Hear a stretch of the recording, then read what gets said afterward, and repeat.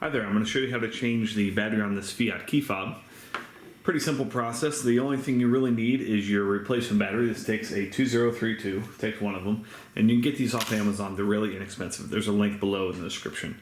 And then something small like this, like a small little screwdriver, knife, some pair of tweezers, something like that is helpful. All right, so first thing you want to do is you want to take out the actual key. So pull this down and then pull the key out.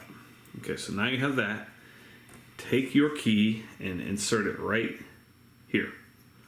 It's like the perfect size. Put it in there, just twist like that. Peel these apart. There's your battery, and this is where the little screwdriver is helpful. Just pop that out. And it says here, plus side down, that's the side with the writing.